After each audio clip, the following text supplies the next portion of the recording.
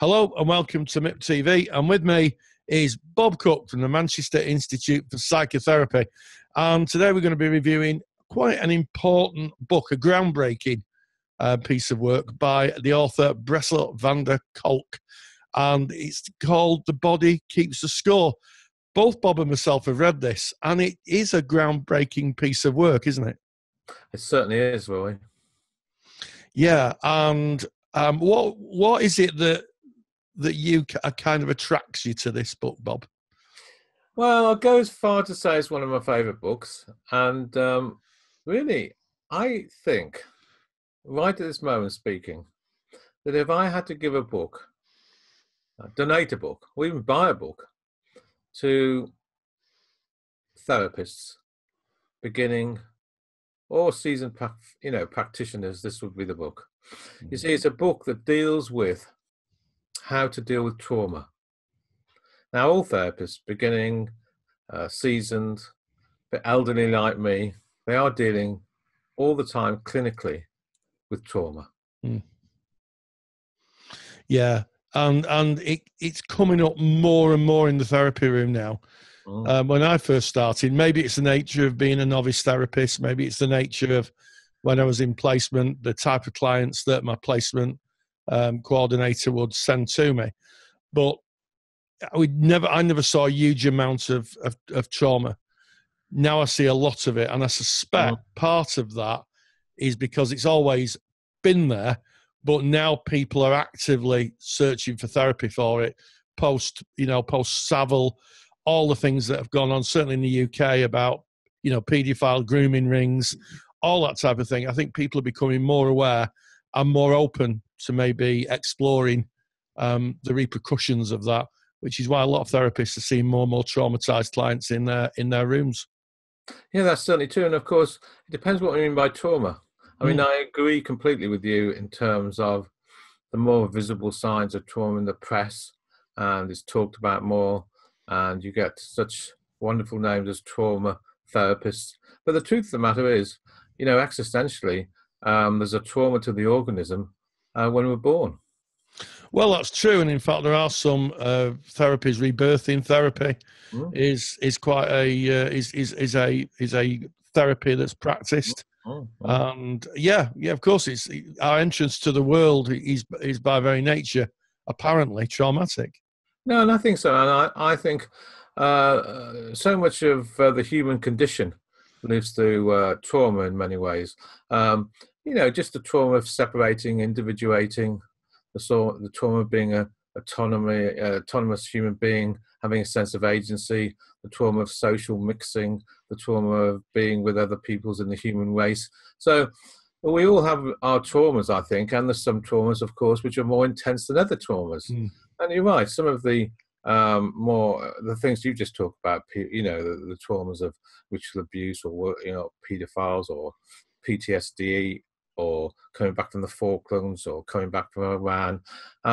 There's another marvelous book, though, I think, I'm not sure if we reviewed it or not, called The Evil Cradling by Brian Keenan. We have reviewed it, yes. Which talks about PTSD and how to deal with it. Now, this particular person, Van der Kolk, he really does talk about post-traumatic stress disorder, and more importantly, or as importantly, how it's held in the body, and how the body holds the trauma throughout lifetime, and almost like a honeycomb in terms of compartments, keeps the trauma really away in different parts of the body as a defense mechanism, if you like. So we have the term embodied therapy.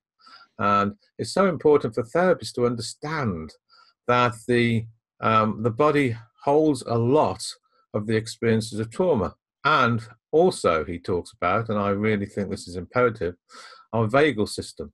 In other words, the system within our body feelings, which has a brain as well. Yes, yeah, the vagal nerve, or sometimes referred to as the polyvagal system. Yeah. And what you speak of about the body holding trauma can be very subtle. People having stomach upsets, people maybe having trouble going to the toilet, maybe people having heart palpitations. That's the kind of physical response to a traumatic event. The body kind of replays it, doesn't it? And those are real clues sometimes. If a client comes and talks about the past, then talks about the physicality of how their health is. What Van der Kolk very cleverly does and very scientifically maps is how trauma actually affects everything else in the body, as opposed to our experience, our brain, I guess. Yeah, absolutely, really. And I was just, you're completely right.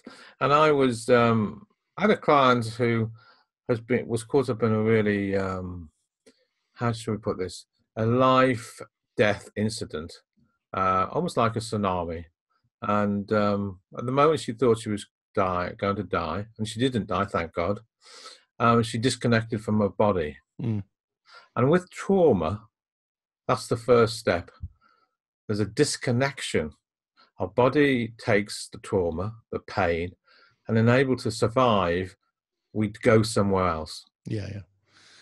Disassociation, and that's a term that's now is a very well used and recognised term in the world of counselling and psychotherapy, isn't it? It certainly is. And of course, somebody who's had that type of trauma, or even a milder trauma, if you like, where they disconnect from the body, of course, what happens is the body keeps the trauma, and the result of that is we end up in a fragmented world where we often aren't in touch with our sensations in our body. So we have no sense of how to be unified, integrated, or in fact attached to others. Yeah, how to be the whole person, how to be completely, I guess in humanistic word, we talk about the organism itself, the whole self. What is there any particular parts? Because I've got a favourite I'm going to share. Is there a particular part of this book that kind of has an impact on you? One that you kind of take away? Two things. Okay. One, a quote which says, "Attachment is the antidote to trauma." I love that quote. Yeah, that really is an important quote. I'll say it again for myself and for the readers. Yeah.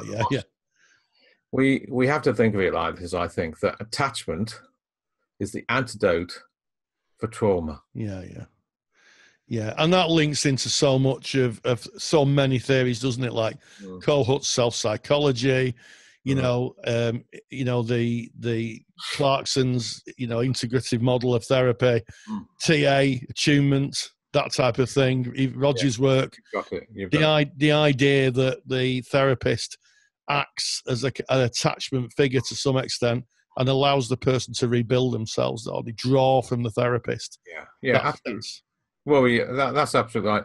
And secondly, that therapists need to understand that when people have had trauma or been caught up in a traumatic episode, the result of that is usually, it's usually a lack of trust, scare, frightened, cautious, hypervigilant, and separated in the world. And therefore, people dealing with the trauma need to understand that position and work very gently towards a position where they can help the person integrate not only what's happening in the brain in terms of psychological recovery, but as important, how does a therapist help the client integrate the body with the mind? Absolutely. And Van der Kolk gives some really good examples of ways of working and interventions. I'd say the biggest thing that I took away from the book was, he was doing some work with a group of people, and he did a lot of group work. He's done a lot of group work. That was one thing that comes out of the book. Yeah. And what he was saying was that he was saying what a lot of therapists do when they have a client who's been abused. They say, this isn't your fault. This is not your fault. You're only a child, that type of thing. Yeah. And he got pulled up pretty sharply by one of the people in the group, who effectively said, and I'm paraphrasing here, that although she understood that, he was discounting her lived experience. Correct. Yeah. That's a very good one. Yeah, and I think that is a massive, massive takeaway. Mm. In that it's, you know, we can sometimes go down that road of saying it's not your fault, but actually we need to be very thoughtful. We're not discounting the client, because that is their experience, that is their phenomenological reality of it. We need to be very careful. I guess it's almost on the cusp of being very respectful of a client's defense mechanism. Oh, absolutely. That's a wonderful thing to take away from that book. To really respect the place where the person comes from, even in the most traumatic, bizarre circumstances. Yeah. It's a really, really good book. It's available as a book. You can get it on a download, so you can hear it as an audio book, which I think is good. My only caveat about it: the writing in the book is very, very, very small. So if you're a bit short on lamp oil like I am, I needed to use a magnifier because it really was small. You definitely get your value out of the book. Yeah, well, I hope it wasn't too traumatic for you, that experience. No, I got a magnifying glass, Bob. I was thinking what Van der Kopp would say himself about that. Yes. No, it wasn't traumatic. It was more frustrating. But with the magnifying glass, I read it was fine. And yeah, he speaks a lot. He also has a lot to say about false memory syndrome. Oh yes, yeah. He has a lot to say about that, and the big debate that's still being talked about our memories real, or you know, are the memories placed there, or you know, that is still a huge topic. But what a book! I mean, what a book for a therapist to understand how to deal with trauma, have a treatment plan for how to deal with trauma. This is the best book you can buy, I think, Rory. Yeah. That is why it's a bestseller. As always, Bob doesn't get any payment for this. We have to say this on YouTube now. Bob reviews books, and myself reviews books for the love of it, really, and to help students out, or anybody who is interested in literature in general, in the world of psychotherapy. We put a link down below. We'll put a link, and you can click on it and spec the book and have a look at it. So as always, Bob, thank you very much. Thank you, Roy.